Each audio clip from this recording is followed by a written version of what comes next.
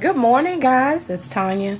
All right, we're back for the 7-day challenge, decluttering, getting our homes ready for the holidays and for everything that comes with the holidays. I'm off center here. All right, so good morning again. Just a brief recap on what we have done thus far. Day 1 was email. Day 2 was closets. Day 3 was your desk, which I'm sure that got kind of interesting. Day 4 was your handbags or your book bags or whatever kind of bags that you might have. And today is day 5. Today is food. All right, so let's get into it. All right, so when I say food, I mean everywhere that you have food. That means not just your refrigerator, not just your freezer, not just your pantry, but you know where your stash is, you know, the one that you keep from the kids. We all got one. I put mine in plain sight. I mean, seriously, y'all, this is like Willy Wonka. I got them back here. I keep them busy. So anyway, but you know, food in your desk, if you keep food in your glove compartment, in your armrest, in your car, in your handbags, wherever you might have food, in your desk drawer at your office, wherever you might have something stashed. Okay, so what you want to do is look for items that are obviously expired. So make sure that you check the dates on the bottoms or tops of your cans. Check those barcodes and everything on like your cereal items. Make sure that there's not anything. Good morning, oldest child.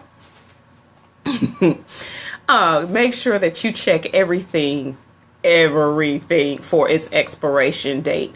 And if you have items that you do not want, please bag them up, take them to your local school and give them to the guidance counselor or the social worker. You might even be able to just drop them straight off at the office.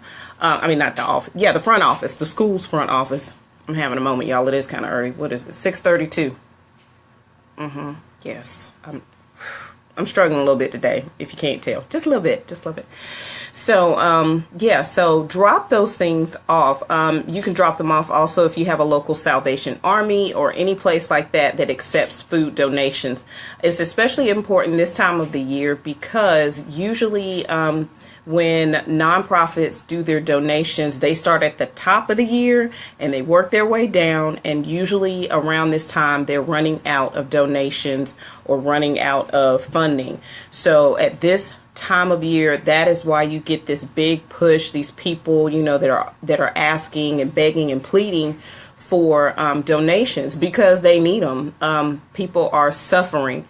And if we have an overflow and an abundance and we can be a testimony to the goodness of the Lord, why not?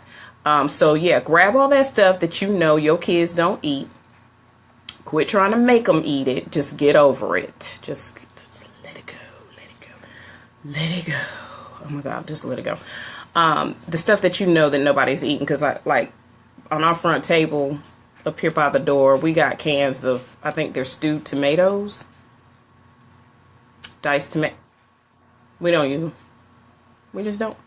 I don't cook anything that I needed, so it's going to somebody. And I think there's a can of peas up there too. We don't eat green peas. We just don't. Good morning. Thanks for joining. So yeah, there's certain things that we just don't eat. So go ahead and bag that stuff up. If you have just like a vast abundance of something, just get rid of it. If you know neighbors in your neighborhood that are having some hard times, go take them some groceries. You don't have to sit it there. Oh, I'm sorry. You don't have to have this big old conversation about, oh, I know you're so poor right now, and I know you in need right now, so I'm just going to give you some stuff.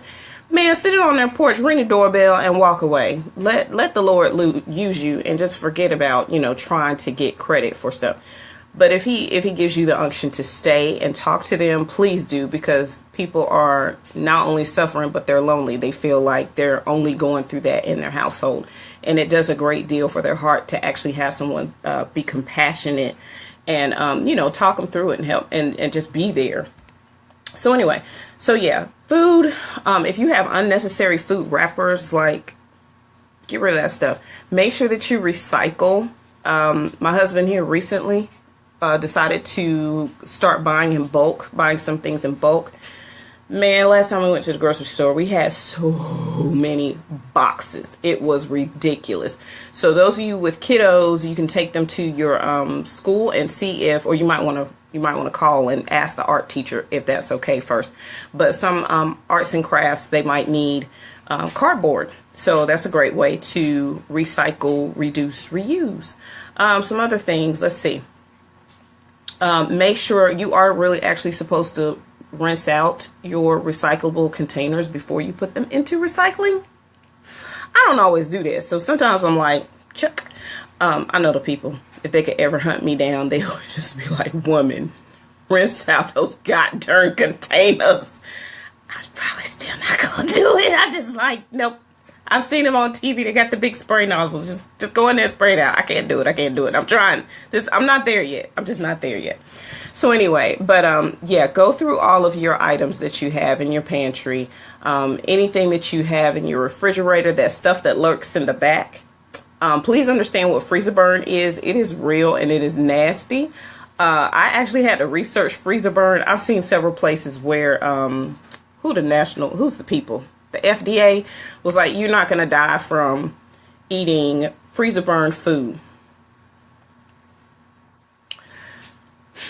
I'm not going to say what I think about that statement. I will say this. You eat freezer burn food at your own risk. Sometimes it's not a big deal. I mean, I think we've all had a moment where it's like, no, I'm eating this darn ice cream, even though somebody left the lid like cracked open. Just go scrape off the top and just go for the good stuff. Do what you feel is necessary. But just be careful with, stuff that you're going to put into your body.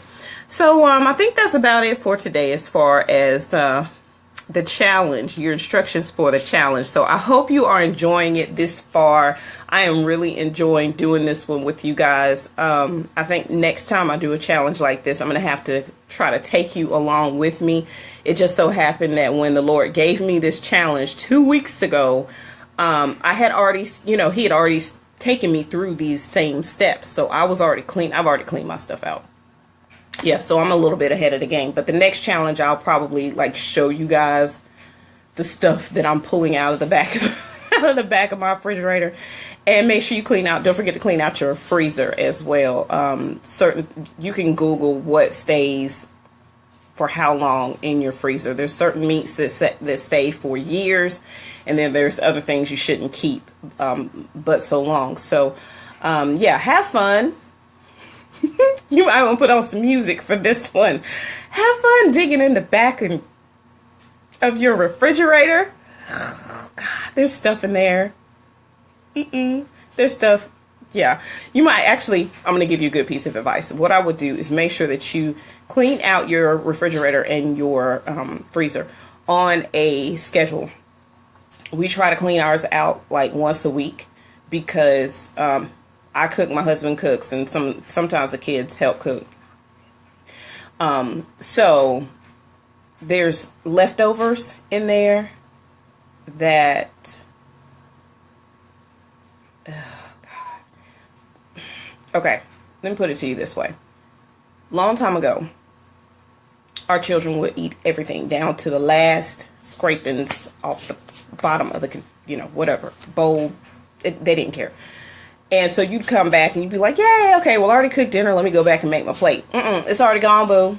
It's already gone. It's already gone. So mommy, being quite a bit more type A at that point, gave it to everybody. Everybody got fussed out about never take the last serving of anything. Then also make sure that you are aware if everybody in your family ate or not. You should be looking to see who made a plate, who didn't. I'm not asking you to count the kernels of whatever, but make sure that you are aware that your family is actually eating. It's important to know, and I tell people in my family all the time, yes, you're going to know what I eat, because if I drop dead, I need you to be able to tell the people at the hospital, the coroner, the sheriff's office, whoever, when the last time was that I ate, especially if I die of malnutrition, fooling with y'all. So anyway, so I'd already gave him the riot act. So now there's always one serving of whatever we cook. There's always one serving left in the bowl. And now I'm like, somebody get in here and eat this. So see, usually I'm the person stuck. eating the leftover food. So now I'm like, maybe I shouldn't ever said anything. Anyway, so to solve that, what we do is at the end of the week, we pull out everything. My husband will go through the refrigerator and he'll pull out all the little leftover containers.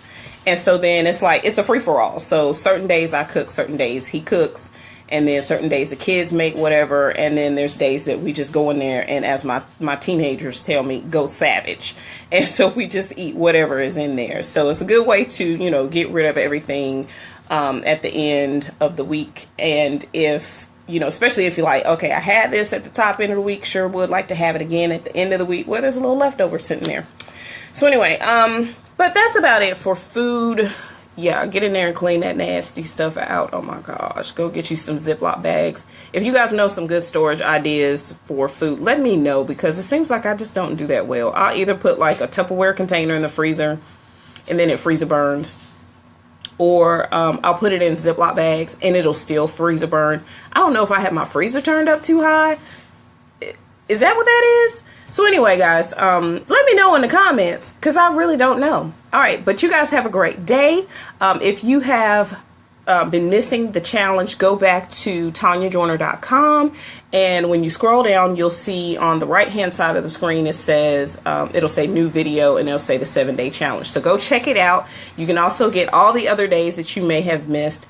It's not too late to start, and you don't have to go like right along with this. You don't have to halfway kill yourself to catch up with this or anything.